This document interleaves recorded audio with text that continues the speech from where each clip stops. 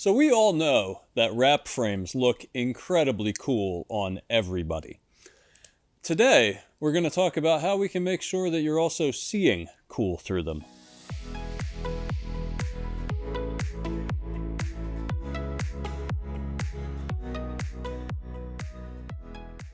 How do wrap frames affect prescriptions, and why are freeform lenses important?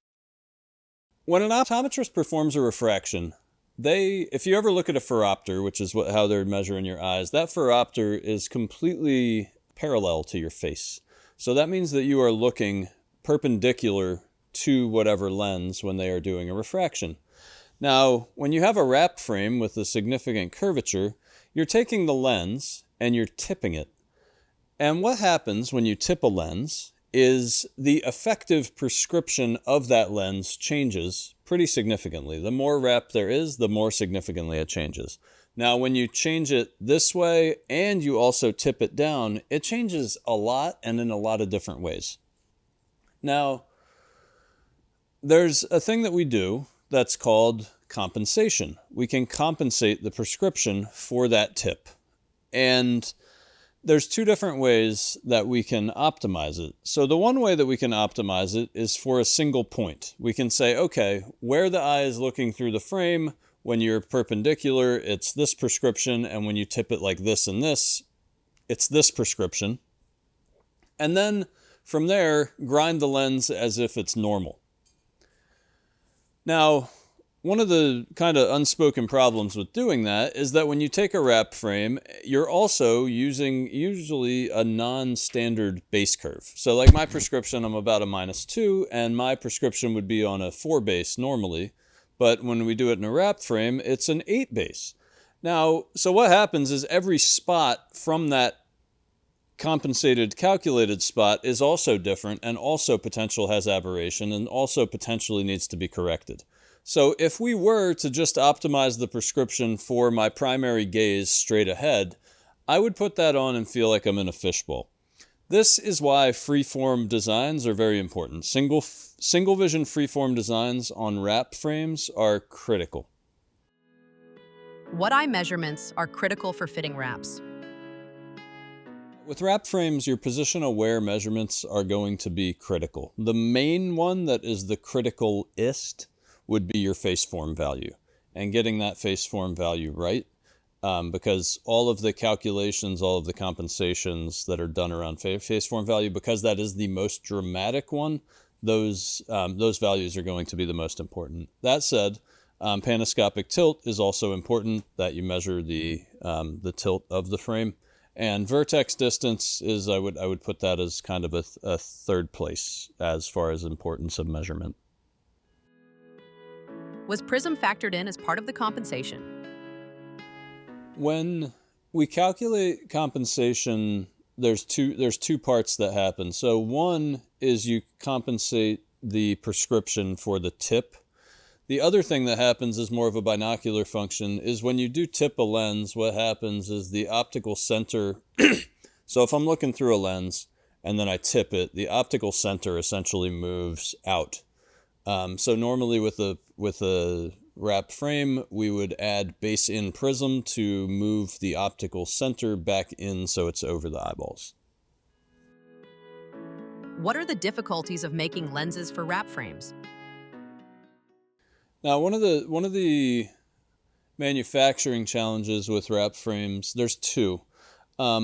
One is that a kind of traditional edger that does dress frames isn't going to do a great job on a wrap frame. Wrap frames oftentimes need shelves cut into them, and they need different notches. So like if you look at this lens has both a shelf and a notch to it. And without that shelf and notch, or if I were to try to do that shelf and notch kind of manually, it's just not going to fit in right. The other thing is that the majority of tracers, when they capture a lens shape, they're doing it more or less two-dimensionally. So you're taking this lens and you're taking a kind of a two-dimensional trace of it, and then you're taking that. If you just take that two-dimensional trace and cut the lens exactly as is, what's going to happen is you are going to cut a lens that is too wide and too short for the frame. So one of the things that we need to do is consider that, and after the trace is made, adjust the A measurement inward and the B measurement outward. And that's a frustration point of mine because we've been doing wrap frames for decades and nobody seems to be catching up with that need. But you will notice immediately if you get a frame in and that hasn't been done, because that lens will be very prone to popping out. What can you do to prevent common vision complaints in wraparound frames? If somebody's complaining that they can't see out of a wrap frame, you want to make sure that you did a freeform single vision or a freeform progressive or whatever it is. And when I say freeform, I mean a compensated, fully compensated, or it factors in all the position aware parameters. The reason for this is that if you don't do that, you're going to experience significant amounts of oblique astigmatism, which is fishbowl, pincushion, those kind of feelings. We don't want those. So you want to make sure that you're using freeform single vision. Also, if you are using a progressive lens, we want to make sure that we are using a progressive lens that's consistent with the patient, how the patient's going to be using these glasses. So if you're prescribing daily wear glasses, chances are most of the time you're going to be using like a balanced lens design that's optimized for everything. So it's optimized because they're going to use it on a computer, they're going to use it at distance driving. Now, when you're making a pair of wrap sunglasses, chances are this patient is going to only be wearing it in heavily distance type circumstances. So what that looks like is the progressive that you choose, you probably want it to be one that's more distance optimized. Why are progressive lenses harder to fit in wrap frames correctly?